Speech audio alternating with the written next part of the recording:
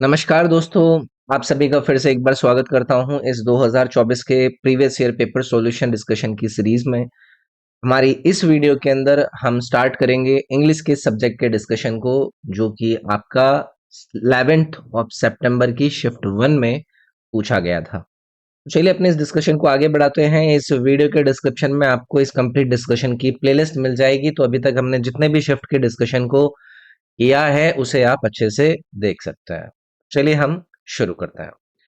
आप में से अगर कोई भी नया विद्यार्थी हमारे इस चैनल पर पहली बार आया है तो आप लोगों से गुजारिश है कि ये मेरा एप्लीकेशन edu24 इसको डाउनलोड जरूर कीजिएगा। इसको डाउनलोड करके एक बार चेक जरूर कीजिएगा, क्योंकि इस पर मैंने आप लोगों के लिए कई सारी इंपॉर्टेंट चीजें प्रोवाइड करी हुई हैं। आप अपने किसी भी वनडे कॉम्पिटिटिव एग्जामिनेशन की तैयारी इस ऐप से जाकर अच्छे से कर सकते हैं।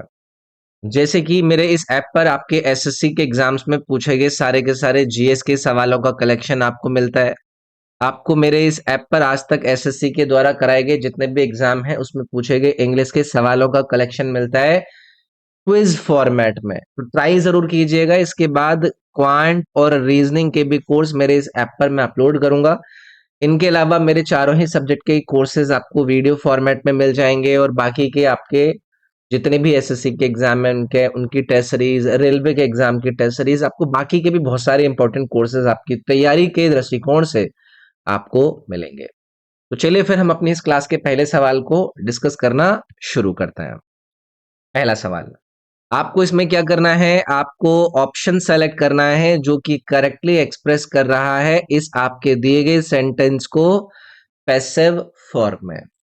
तो पहले स्टेटमेंट को पढ़ते हैं। इसमें दिया गया है the teachers of our school have already taken this training, यानी कि हमारे स्कूल के जो टीचर्स हैं उन्होंने इस ट्रेनिंग को ऑलरेडी ले रखा है। तो पैसिव वॉइस का जो स्ट्रक्चर होता है उसके अंदर जो ऑब्जेक्ट होता है एक्टिव वॉइस सेंटेंस का, वो क्या बन जाता है, सब्जेक्ट बन जाता है। ऐसे ही करते हैं ना भाई ये। तो इसमें ज्यादा आपको समस्या नहीं होगी। इसमें क्या होगा, जो आपका दिस ट्रेनिंग है इसको आप स्टार्टिंग में लेकर चले जाएंगे। तो यहाँ पर इन्होंने this teachers of our schools have था, तो यहाँ पर दिस ट्रेनिंग के हिसाब से आपका हेल्पिंग वर्ब आएगा। तो this training has already been taken by the teachers of our school, यानी कि ऑप्शन नंबर ए आपका करेक्ट हो जाता। तो जो ऑब्जेक्ट दिस ट्रेनिंग है वो आपका शुरुआत में चला गया, और जो आपकी एक्टिव वर्ब है जो हैव टेकन यहाँ पर इन्होंने यूज करी थी, वो आपकी इसके हिसाब से अब बनेगी, इस दिस ट्रेनिंग के हिसाब से बनेगी, यानी कि अब क्या हो जाएगी, हैज बीन टेकन। तो यहाँ पर हैज बीन टेकन आपका वो एक्टिव वर्ब यूज करा जाता। तो चलिए आगे बढ़ते हैं, अगला सवाल देखते हैं। आपको यहाँ पर उस ऑप्शन को चूज करना है जिसको आप वन वर्ड सब्स्टिट्यूट कर सकते हैं इस दिए गए स्टेटमेंट के रूप में। ऑकवर्ड इन मोमेंट और मैनर, तो कोई भी चीज जो ऑकवर्ड है अपने मोमेंट में या फिर किसी भी तरीके से, आप उसको क्या कहते हैं, आप उसको ये बोल सकते हैं कि वो चीज बहुत ही ज्यादा अजीब है। अब इन चार विकल्प में से कौन सा वो ऑप्शन है जो कि आपके लिए एकदम सही इस स्टेटमेंट को एक्सप्लेन करता है। एक वर्ड दिया गया है यहाँ पर आपको, क्लमसी। क्लमसी का मतलब क्या होता है, किसी चीज का ऑकवर्ड होना, उसके चलने के तरीके से या फिर किसी भी तरीके से आप उसको ऑकवर्ड कहें। यानी कि मैं अगर किसी को अनाड़ी वाली कैटेगरी के अंदर रखूं ना तो वो भी क्या हो जाएगा, क्लमसी हो जाएगा। ठीक है। तो याद रखेंगे, जैसे होता नहीं है कि कभी कभी कोई ना बॉल को पकड़ने जाता है तो उसको लेकर जो कमेंटेटर होते हैं वो कहते हैं कि the player made a clumsy attempt to catch the ball and missed it completely, कि भाई उसने बड़ा ही अनाड़ियों वाला तरीका यहाँ पर यूज किया बॉल को रोकने का, और बॉल को क्या कर दिया, उसने मिस कर दिया। तो यहाँ पर इसका जो वन वर्ड सब्स्टिट्यूट आपका बनता वो बनता क्लमसी। चलिए आगे की तरफ आता है।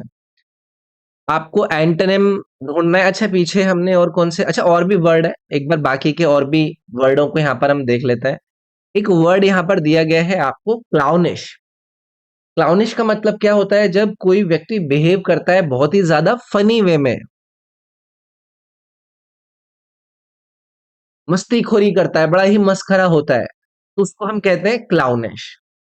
दूसरा वर्ड आपको दिया गया था क्या, अलर्ट। अलर्ट का मतलब सबको पता है, जब आप सतर्क हो जाते हैं, आप किसी चीज को नोटिस करने में बहुत क्विक होते हैं कि भी बहुत ही अनयूजुअल यहाँ पर चीज हो गई है, मे बी हो सकता है वो पोटेंशियली डेंजरस हो, या फिर वो बहुत ही ज्यादा उसके डिफिकल्ट सरकमस्टांसेस हो जाए, तो अलर्ट का एक और सिनोनिम आप यूज करते हैं, वो क्या करते हैं, विजिलेंट। तो एक ये अलर्ट का आप यहाँ पर यूज कर सकते हैं। इम्बैलेंस्ड का मतलब होता है कोई चीज जो कि क्या होती है ना, असंतुलित होती है। ठीक है, कोई चीज असंतुलित है, उसके अंदर बैलेंस नहीं है, वो इम्बैलेंस हो जाएगी। चलिए अगला सवाल देखेंगे। एंटोनिम पूछ रहा है भी आपसे अंडरलाइन वर्ड का, तो यहाँ पर आपको अंडरलाइन वर्ड तो दिख नहीं रहा है, तो मैं आपको लेकिन एक्सप्लेन कर देता हूँ। ये जो क्रूअल वाला शब्द है ना, इसका आपको एंटोनिम बताना है। He was very cruel in dealing with the students, यानी कि वो स्टूडेंट से डील करने में बड़ा ही क्रूअल था। क्रूअल का मतलब क्या हो जाता है, क्रूर। ठीक है, अब जैसे बहुत सारे लोग किसी डिक्टेटर की बात करते हैं, तो वो जो डिक्टेटर या फिर ऐसा कोई भी क्रूर तानाशाह होता है, वो किसी भी अपने पॉलिटिकल प्रिजनर को ट्रीट करने में बड़ा ही क्रूर नहीं होता है। तो क्रूअल का मतलब आपको पता हो गया। अब इसका एंटोनिम यानी कि विलोम अगर मुझे ढूंढना है, तो वो क्या होना चाहिए, दयालु सा होना चाहिए। तो यहाँ पर जो ये ऑप्शन आपको काइंड दिया गया है, उसका मतलब क्या होता है, दयालु ही होता है। ज्यादा आसान, मतलब काफी आसान सवाल था, है ना। उसके बाद यहाँ पर एक वर्ड आपको दिया गया है, स्किटिश। स्किटिश का मतलब होता है कोई चीज जो कि आसानी से क्या होती है ना, डरने लगती है। मतलब किसी चीज को अगर मैं नर्वस कहूं, या मैं ये कहूं कि कोई चीज इजीली फ्राइटन हो रही है, तो वो क्या है, स्किटिश है। ठीक है, जैसे कि घोड़े वगैरह को लेकर ये शब्द यूज करते हैं कि मान लो कि कोई घोड़ा जा रहा है, उस घोड़े को क्या करना है, ये पुल पार करना है, तो ये कहा जाता है कि वो जो हॉर्स है बड़ा ही स्किटिश है, और वो रिफ्यूज कर रहा है कि वो इस पुल को पार नहीं करेगा। मतलब चंचल है, नर्वस है, डरा हुआ है। ओके। तो फिर यहाँ पर एक वर्ड आपको दिया गया है, मेलेवोलेंट। बहुत ही आसान सा वर्ड है, बहुत बार आपका यूज होता है। इसका मतलब होता है दुर्भावनापूर्व, पूर्ण, दुर्भावनापूर्ण। मतलब आप ऐसे मान लीजिएगा, जब आप के पास या तो कोई विश होती है जिसके अंदर ना आप किसी के प्रति एविल सोच रखते हैं, किसी के प्रति आप गलत सोच रख रहे हैं। ठीक है, मतलब आप किसी को गंदी नजर से देख रहे हैं कि इसके साथ ना ये सही नहीं है, तो उसको आप मैलीवोलेंट बोलते हैं, दुर्भावनापूर्ण बोलते हैं। फिर एक वर्ड यहाँ पर दिया गया है, किंगली। किंगली का मतलब हो जाता है जब आप ना, मतलब राजसी हरकत कर रहे होते हैं। राजसी मतलब आप एक किंग को बिफिट कर रहे हैं, है ना। मतलब मान लो आपने कुछ ऐसा कपड़ा पहन लिया जो कि किंगली है, और आप एकदम ऐसे दिख रहे हैं कि राजसी आदमी आ रहा है। ठीक है, तो ये आपका सवाल हो गया। अगला सवाल ये आपसे पूछ रहे हैं कि ये आपका सेंटेंस है, इसके अंदर एक वर्ड है जिसके अंदर स्पेलिंग एरर है, तो उसको रेक्टिफाई करिए और बताइए कि सेलेक्ट जो स्पेलिंग है वो आपकी क्या रहेगी। ये वर्ड दिए गए हैं, ये वाला आपका वर्ड है जिसकी आपको करेक्ट स्पेलिंग ढूंढनी है। I was upstairs when somebody wrong the doorbell. मैं छत पे था जब किसी ने दरवाजे की घंटी बजाई। तो ये अपस्टेयर्स है। अपस्टेयर्स का मतलब क्या होता है, जो आपकी ऊपरी वाली मंजिल होती है। तो उसकी स्पेलिंग इन्होंने यार यहाँ पर गलत करी है। अब अपस्टेयर की स्पेलिंग क्या होती है, ये होती है ना अपस्टेयर्स। तो ये अपस्टेयर्स जो सेकंड वाला है ना, ये वाला आपका यहाँ पर करेक्ट होता है। ठीक है, तो आगे बढ़े, चलिए आगे बढ़ते हैं। ये आपके 5 इन्होंने स्टेटमेंट दिए हैं, इनको आपको करेक्ट जो मीनिंगफुल ऑर्डर है उसमें इसको क्या करना है, अरेंज करना है। तो पहले सबको पढ़ लेते हैं। while the employees meeting on time, the boss arrive at the despite the heavy traffic were late। अब आप लोग मुझे बताओ कि जब इस सेंटेंस को आप अरेंज करेंगे तो वो लॉजिकली किससे स्टार्ट होना चाहिए, जो आपको एक ऐसा कॉन्टेक्स्ट दे इस सिचुएशन के हिसाब से जो कि सही बैठे। आप लोग मुझे बताइए कि ये जो डी वाला आपको यहाँ पर स्टेटमेंट दिया गया है, डिस्पाइट दी हैवी ट्रैफिक, यानी कि हैवी ट्रैफिक के होने के बावजूद। अगला आपका पार्ट इसमें क्या आएगा, the boss arrived at the, तो ये पहले पे आता है, ये आपका दूसरे नंबर पर आता है कि जो बॉस है वो अराइव हुए। फिर उसके बाद कंटिन्यूएशन में आपको मेन क्लॉज देखना होगा, कहां पर आए, मीटिंग ऑन टाइम, यानी कि हैवी ट्रैफिक होने के बावजूद भी जो हमारे बॉस थे वो अराइव, यानी कि आए, पहुंचे मीटिंग में समय पर, है कि नहीं। और फिर यहां पर वाइल आ जाएगा, जबकि जो एम्प्लॉयज हैं वो क्या थे, वो लेट थे। तो आपका करेक्ट ऑर्डर यहां पर क्या बन जाता, आपका डी, आपका सी, आपका बी, आपका ए और आपका ई। तो डी सी बी ए ई, कहां पे डी सी बी ए ई, ये आपका ऑप्शन नंबर बी के रूप में करेक्ट हो जाता। ठीक है, चलिए आगे आएंगे। अगला सवाल ये पूछ रहे हैं कि उस ऑप्शन को आप सेलेक्ट कीजिए जिसको आप यूज कर सकते हैं वन वर्ड सब्स्टिट्यूट के रूप में। क्या इन्होंने स्टेटमेंट दिया है, an instrument for viewing distant objects in space. तो किसी भी स्पेस के अंदर देखने के लिए जो आपका इंस्ट्रूमेंट होता है उसका नाम आपको बताना है क्या होता है। आप लोगों ने टेलीस्कोप के बारे में सुना होगा, नासा के दुनिया भर के टेलीस्कोप हैं जिनका यूज करते हैं डिस्टेंस बॉडीज को देखने के लिए। तो ये टेलीस्कोप वाला जो ऑप्शन है यार, ये आपका करेक्ट हो जाता है। इसको मैं यहाँ पर दूरबीन बोल दूं, मतलब एक ऐसा इंस्ट्रूमेंट जिससे आप अपने डिस्टेंस ऑब्जेक्ट्स की लोकेशंस को उनको देखते हैं, स्पेशली जो स्पेस के अंदर है। अब इसके अंदर कुछ और भी आपको ऑप्शंस इन्होंने दिए हैं, एक बार उनको भी देख लेते हैं। जैसे कि इन्होंने एक ऑप्शन दिया है आपको स्पेक्ट्रोग्राफ। स्पेक्ट्रोग्राफ का मतलब क्या होता है, या फिर इस इंस्ट्रूमेंट को आप किसके अंदर यूज करते हैं, इसके अंदर ना ये स्पेक्ट्रोग्राफ क्या करता है, लाइट को सेपरेट करता है एक फ्रीक्वेंसी स्पेक्ट्रम के अंदर। तो मैं यहां पर लिख देता हूं कि एक ऐसा ही आपका इंस्ट्रूमेंट है जो कि क्या कर रहा है, सेपरेट करता है फ्रीक्वेंसी स्पेक्ट्रम को, और उसके बाद उसका जो सिग्नल है उसको यूज करता है एक कैमरा को यूज करके। ठीक है, तो मैं क्या लिख सकता हूं, रिकॉर्ड करता है सिग्नल को एक कैमरा का यूज करके। तो ये स्पेक्ट्रोग्राफ हो जाता है। माइक्रोस्कोप क्या होता है सभी को पता है, जिसको हिंदी में हम कह देते हैं सूक्ष्मदर्शी।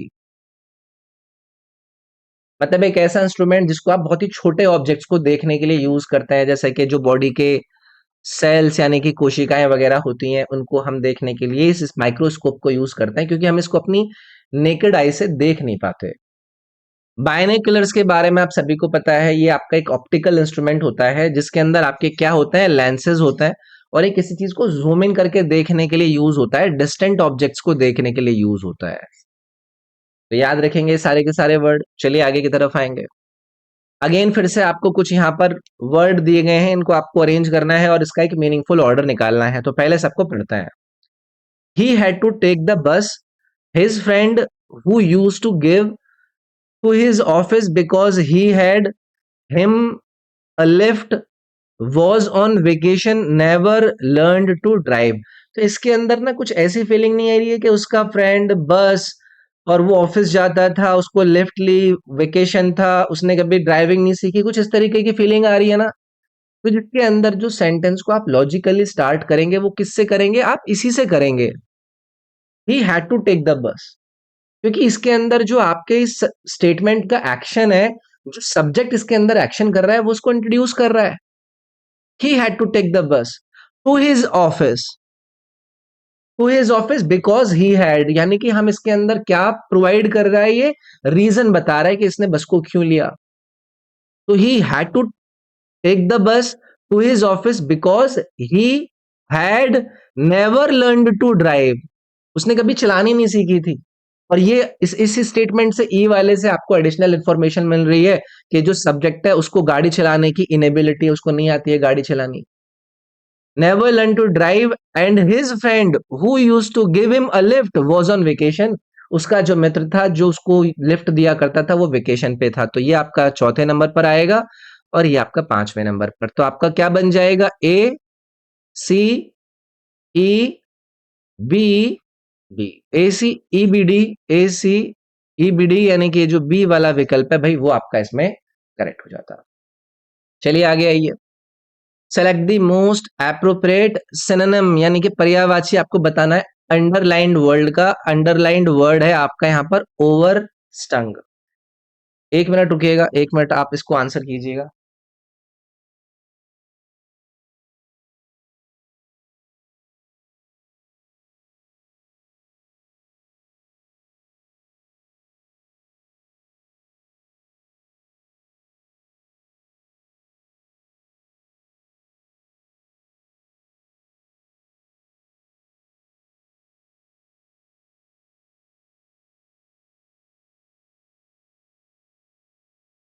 ठीक है।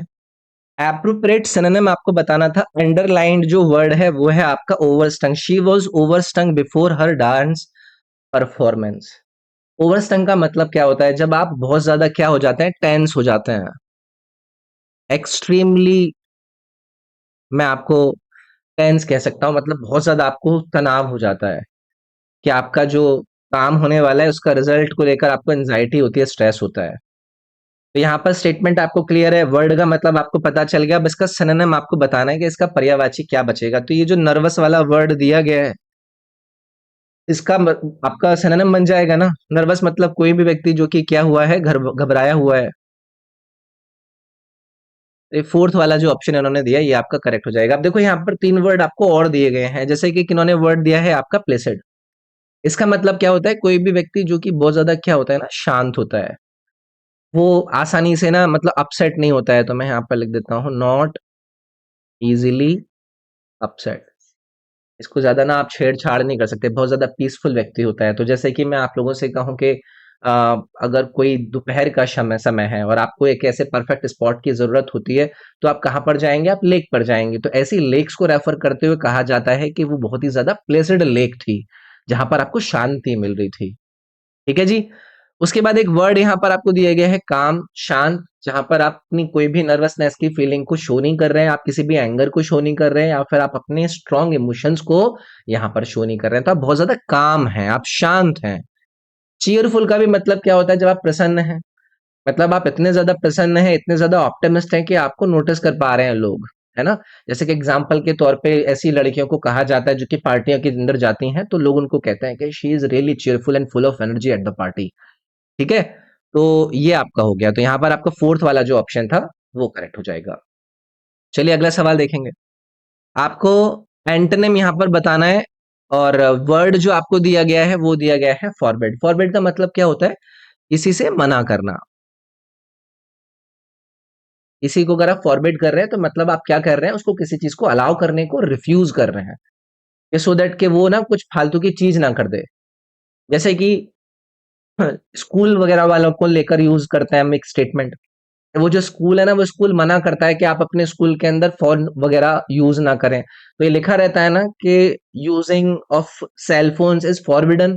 तो स्कूल फॉरबिड करता है स्टूडेंट्स को कि आप हमारे स्कूल के प्रांगण के अंदर अपने फोन को इस्तेमाल ना करें। तो फॉरबिड का मतलब हो गया मना करना। अब इसका हमें क्या ढूंढना है? एंटोनिम। तो मतलब एंटोनिम का अगर मैं मना करने की यहाँ पर बात कर रहा हूँ तो आप किसी चीज को अलाउ करवाओगे। तो ये आपका जो विकल्प नंबर बी दिया गया था, अलाउ, वो इसका एंटोनिम हो जाता। वर्ड दिया गया है कॉल। कॉल मतलब किसी को बुलाना, लाउड वॉइस में किसी को क्राई आउट करना, किसी को समन करना, है ना, सबको पता है।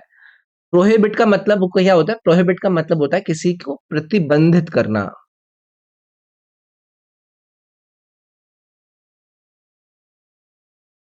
प्रतिबंधित करना मतलब फॉरबिड का एक तरीके से सिनोनिमस हो जाएगा। फॉर्मली अगर किसी को आप फॉरबिड कर दे रहे हो, बाय रूल किसी को अगर आप फॉरबिड कर दे रहे हो, तो उसका मतलब हो जाएगा कि प्रोहिबिट कर रहे हैं। या फिर कोई अथॉरिटी अगर किसी को फॉरबिड करती है, मतलब प्रोहिबिट कर रही है। ठीक है। फोरसेक बहुत ही कॉमन सा वर्ड है, इसका मतलब होता है किसी चीज को त्यागना। ठीक है। किसी चीज को अबैंडन करना, टू अबैंडन, या फिर मैं ये बोल सकता हूं टू लीव, किसी चीज को छोड़ देना। जैसे कि आप लोगों को कई सारे ऐसे लोग मिलते होंगे जो कि कहते हैं कि भैया मुझे ना पेंटिंग के अंदर मेरा पैशन है, तो मैंने ना अपनी जॉब को परस्यू नहीं किया। क्यों? क्योंकि मेरे को इंटरेस्ट है पेंटिंग के अंदर। तो स्टेटमेंट बोला जाएगा कि फोरसेक हिज जॉब, उसने त्याग दी अपनी जॉब क्योंकि उसका पैशन किसके अंदर था? पेंटिंग के अंदर था। तो यहाँ पर ये त्यागना वाला जो स्टेटमेंट है वो आपका फोरसेक वर्ड से बनेगा। चलिए अगला देखते हैं सवाल।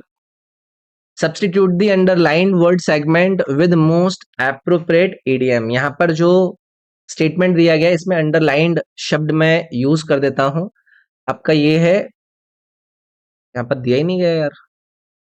अच्छा, पहले स्टेटमेंट को पढ़ना है, स्टेटमेंट के अंदर से आपको यहाँ पर निकालना है। तो स्टेटमेंट क्या है? The doctors tried very hard to save his mother but they were unsuccessful. ये जो डॉक्टर्स थे उन्होंने काफी अच्छे काफी कठिन परिश्रम किए उनकी मां को बचाने के लिए, लेकिन वो सफल नहीं हो सके। तो जब हम डॉक्टर्स के यहाँ पर एक प्रयास की बात कर रहे हैं, तो इसको लेकर जो एक अच्छा ईडीएम आप यूज कर सकते हैं यहाँ पर दिए गए ऑप्शंस के अंदर, वो है मूव्ड हेवन एंड अर्थ। इसका मतलब क्या होता है कि आपके पास जो भी संभव चीज होती है, आप उसको लेकर प्रयास करते हैं, हर संभव प्रयास करना। तो यहाँ पर ये वाला जो आपका थर्ड वाला ऑप्शन है, वो आपका क्या बनेगा, करेक्ट यहाँ पर सब्स्टिट्यूट होगा ईडीएम के रूप में। तो मूव्ड हेवन एंड अर्थ का मतलब क्या हो जाएगा, हर संभव प्रयास करना। जैसे कि कोई भी क्रिकेट टीम है, वो मैच खेल रही है, तो उसको लेकर स्टेटमेंट यूज नहीं करते हैं कि ये जो टीम है वो the team moved heaven and earth so that के उनका जो मैच है वो उनको उसको जीत में परिवर्तित कर पाए। ठीक है, तो यहाँ पर याद रखेंगे। अगला सवाल है, select the option that expresses the following sentence in passive form. यार ये एक्टिव पैसिव का आप लोगों को पता है, इन्होंने स्टेटमेंट दिया Ravi will play the match, तो आपको भी मैंने पीछे बताया था कि एक्टिव वॉइस का जो ऑब्जेक्ट है वो पैसिव वॉइस का क्या बन जाएगा, सब्जेक्ट बन जाएगा। तो ये सबसे पहला काम आपको करना होता है। ठीक है भाई, तो यहाँ पर Ravi will play the match को जब आप कन्वर्ट करेंगे एक्टिव वॉइस फॉर्म में, तो यहाँ पर क्या हो जाएगा, आपका द मैच बन जाएगा यहाँ पर ऑब्जेक्ट। तो यहाँ पर आप किससे शुरू करेंगे, द मैच से शुरू करेंगे। और विल प्ले द मैच था, तो वो किस में बदल जाएगा, आपका will be played. Will be played किसके द्वारा, रवि के द्वारा। The match will be played by Ravi भाई, तो क्या है यहाँ पर, will be played by Ravi. तो ये डी वाला जो ऑप्शन है वो आपका इसमें सही बैठ जाएगा। चलिए आगे आते हैं। Part of the following sentence have been given as option, select the option जिसके अंदर आपको एरर नजर आ रही है। ये सबसे पसंदीदा फॉर्मेट होता है अंग्रेजी पढ़ने वाले विद्यार्थियों का। तो पहले भैया स्टेटमेंट पढ़ लेते हैं। It is he who work for the company for more than a decade. तो ये वो है जो कि कंपनी के लिए एक डेकेड से ज्यादा से काम कर रहा है, या फिर मोर देन एक डेकेड से काम कर रहा है। आप लोग बताइए, इन्होंने क्या दिया है, he, it is he who work for the company, who work for the company, who work, ये जो हु वर्क वाला आपको यहाँ पर कॉम्बिनेशन नजर आ रहा है, ये सही बैठेगा क्या, हाँ, हु वर्क। तो करेक्ट फॉर्म जो यहाँ पर आएगी वो क्या आएगी, हु वर्क्स। क्योंकि यहाँ पर जो रिलेटिव प्रोनाउन उन्होंने आपका यूज किया है क्या, हु, वो किसको रेफर कर रहा है, वो ही को रेफर कर रहा है, जो कि क्या है अपने आप में एक सिंगुलर प्रोनाउन है। तो it is he who works for the company. Okay, तो यहाँ पर आपका हु वर्क वाला जो सेगमेंट है, इसके अंदर आपको एरर नजर आया। एरर क्या था कि यहाँ पर हु वर्क्स यहाँ पर होना चाहिए था, अगर इसको आपको करेक्ट करना है तो।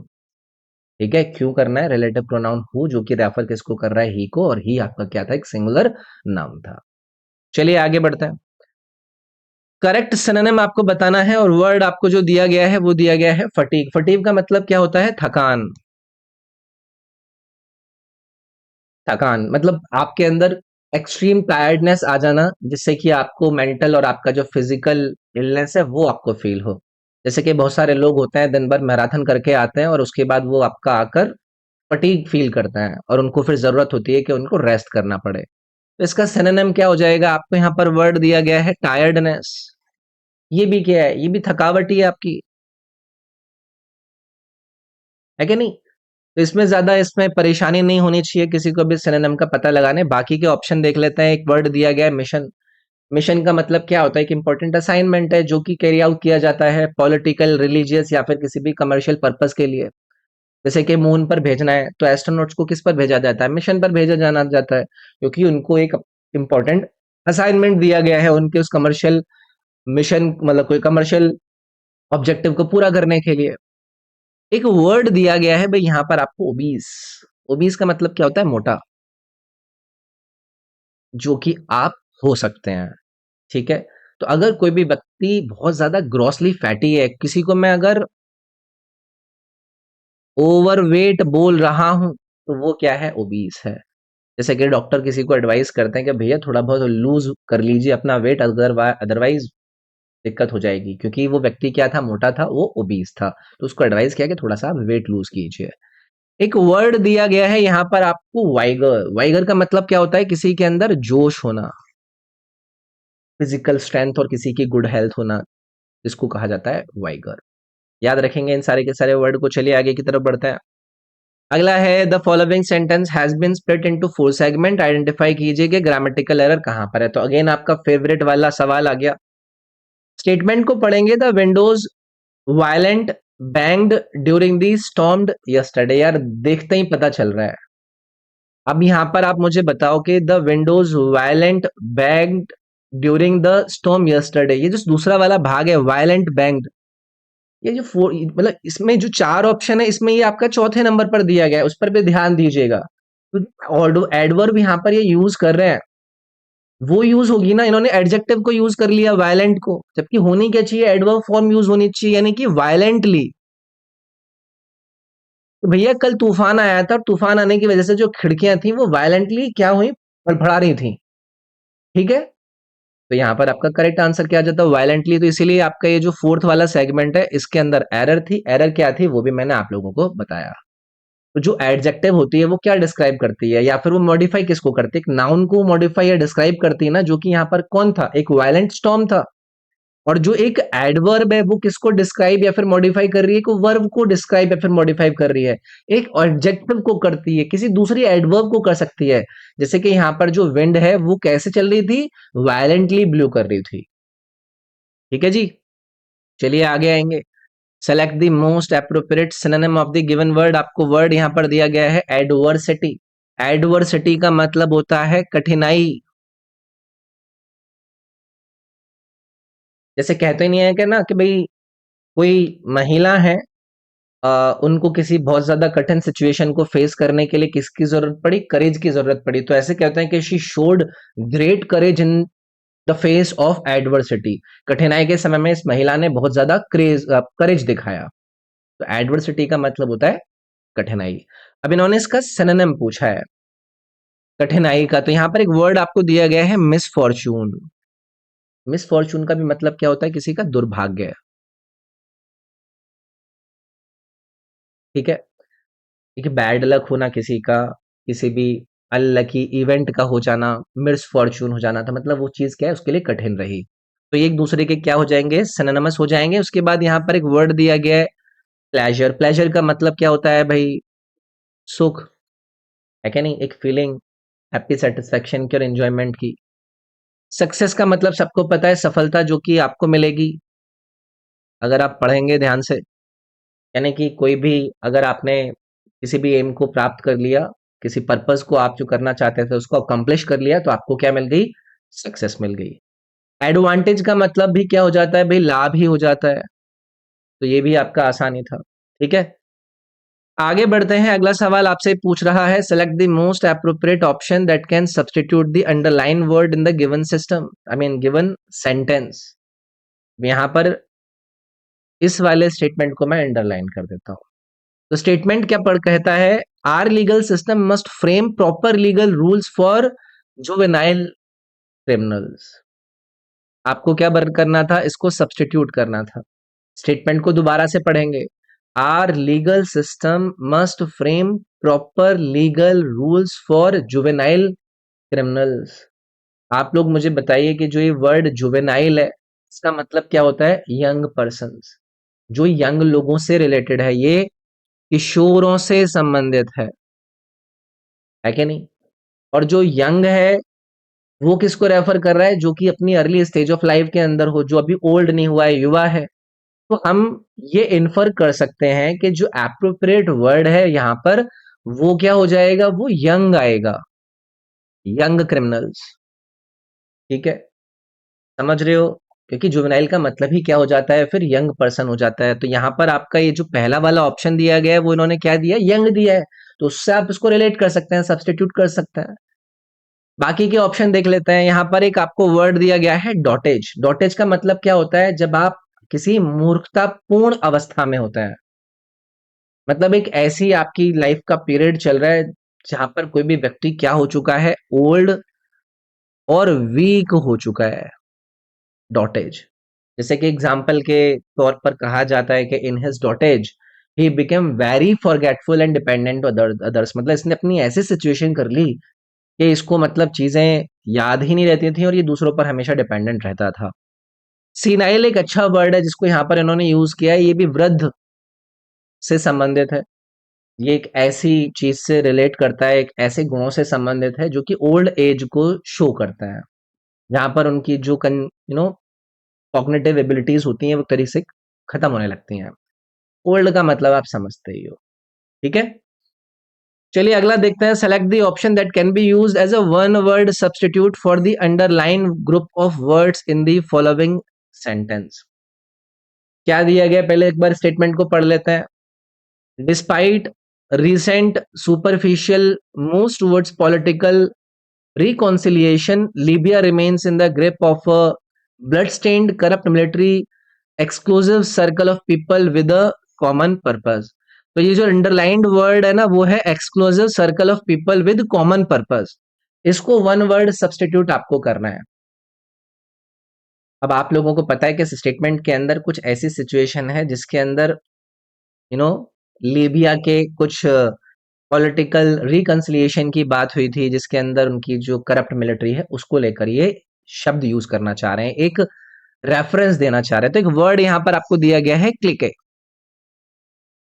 इसका मतलब क्या होता है? इसका मतलब होता है गुड, यानी कि एक स्मॉल एक्सक्लूसिव ग्रुप कुछ लोगों का जिनके कुछ ना शेयर्ड इंटरेस्ट है, कॉमन इंटरेस्ट है, जो अपना समय जो है वो एक साथ बिताते हैं और वो दूसरे लोगों को अलाउ नहीं करते हैं कि वो उनको ज्वाइन कर लें। तो यहाँ पर इसका जो सबसे सटीक वन वर्ड सब्स्टिट्यूट बैठेगा वो ये क्लिक यानी कि गुड बैठेगा। ठीक है, उसके बाद कुछ और वर्ड दिए गए। ऑब्लिक, ऑब्लिक का मतलब क्या होता है? कोई चीज जो कि तिरछी होती है, तिरछा, वो पैरेलल भी नहीं है, वो राइट एंगल पर भी नहीं है, किसी स्पेसिफाइड इम्प्लाइड लाइन में भी नहीं है। कोई चीज जो कि स्लांटेड है,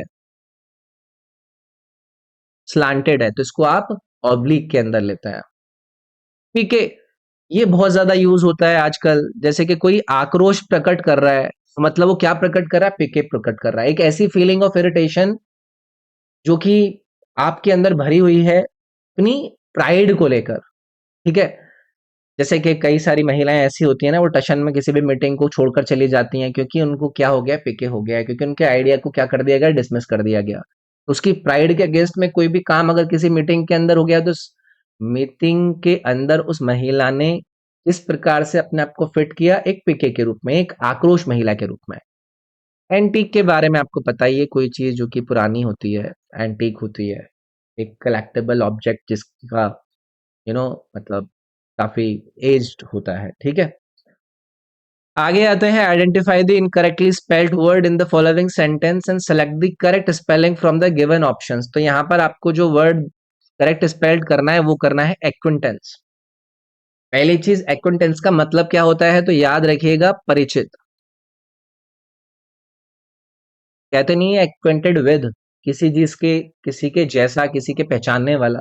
तो एक्विटेंस का मतलब क्या होता है? कोई ऐसे पर्सन को रेफर करना जो कि जानता है कुछ स्लाइटली, बट वो उसका कोई क्लोज फ्रेंड नहीं है, मतलब थोड़ा बहुत तो उसके बारे में जानता है सिर्फ। एग्जाम्पल के तौर पे ऐसे हम बोल सकते हैं कि मतलब आपका कोई एक्वेंटेंस है ऑथर के साथ, जो कि आप लोगों को उसके साथ कुछ कोलैबोरेट कराने में हेल्प कर सकता है, मतलब हल्की फुल्की आपकी उसके साथ जानकारी है, आप उसके परिचित हैं। तो एक्वेंटेंस का जो स्पेलिंग है वो याद रखिएगा, ACQUAINTANCE,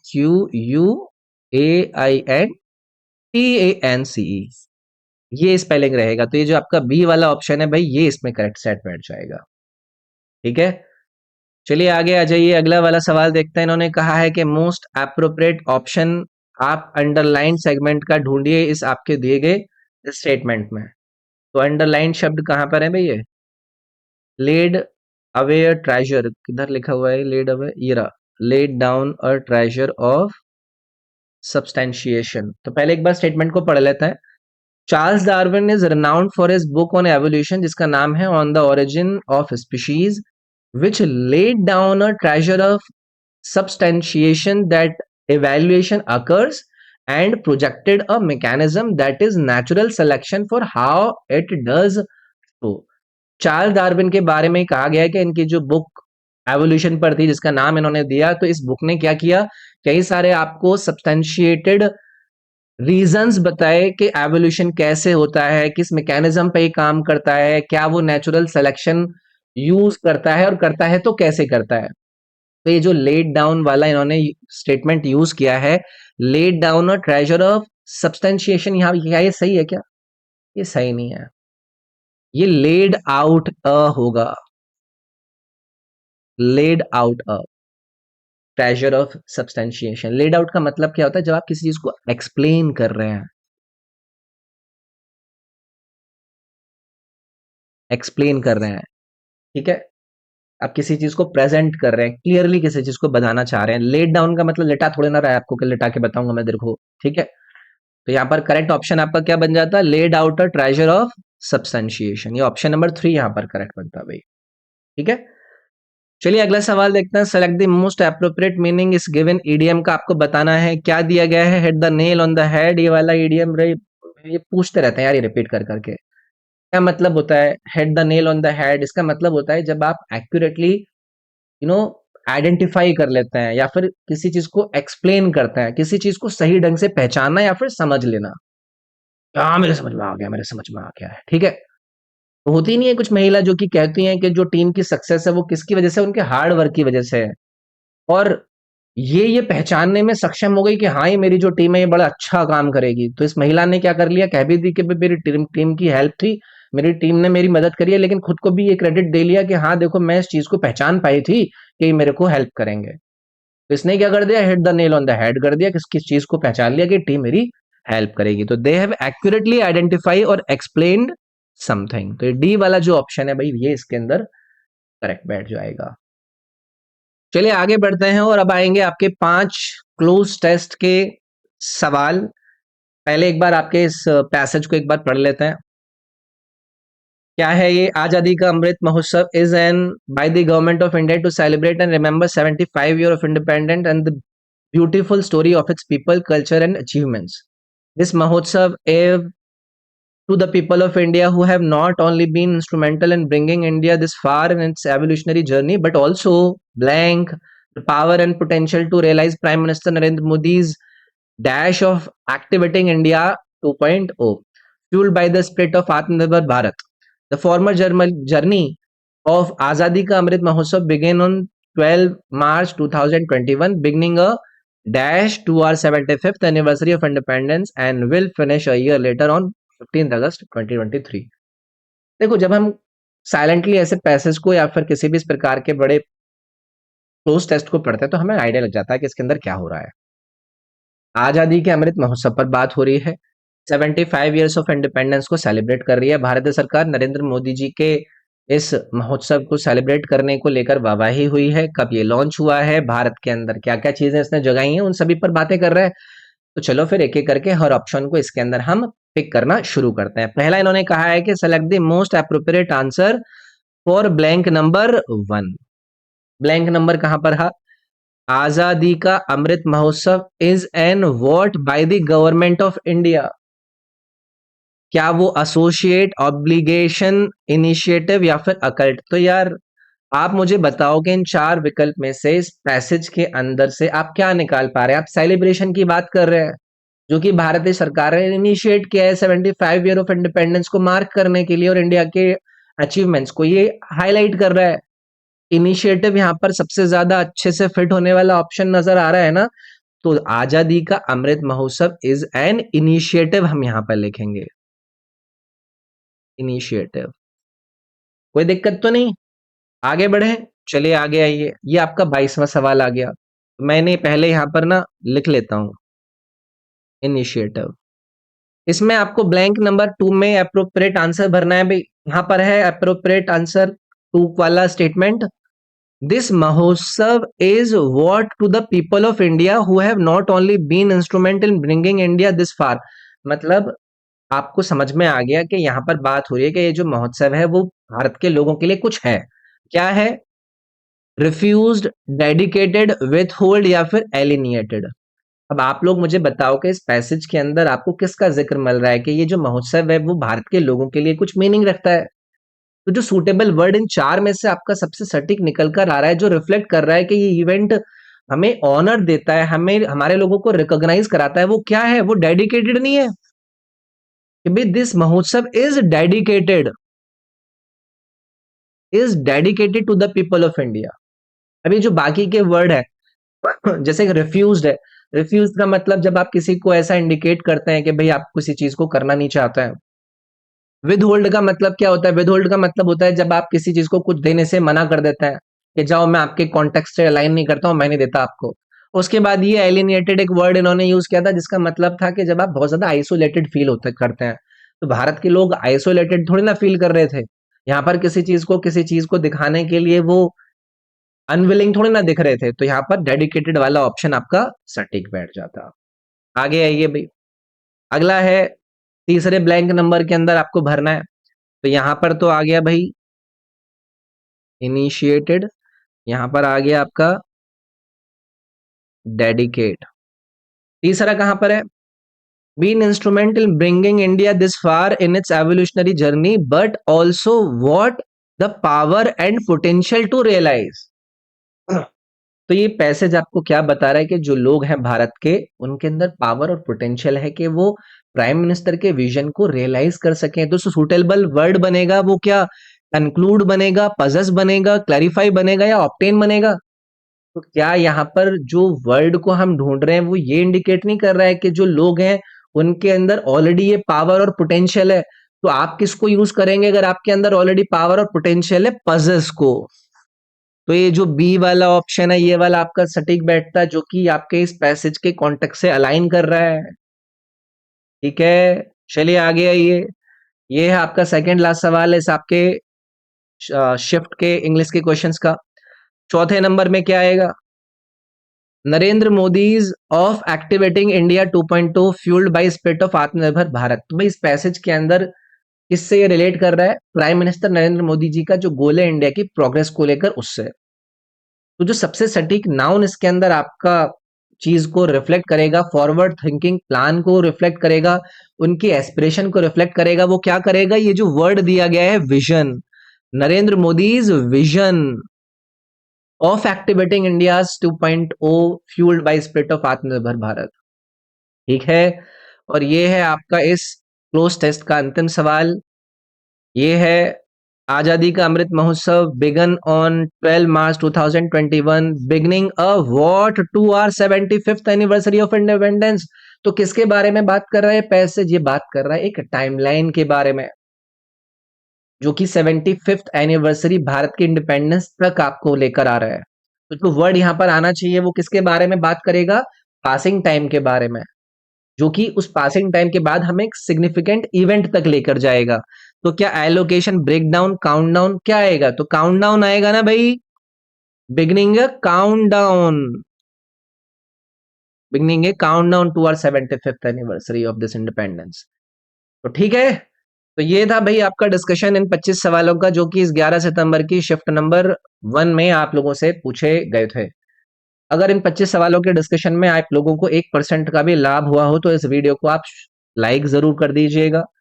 अगर आपका कोई भाई बहन, सखा या सखी एसएससी के किसी भी एग्जाम की तैयारी कर रही है, उसके साथ आप इस वीडियो को शेयर भी कर सकते हैं।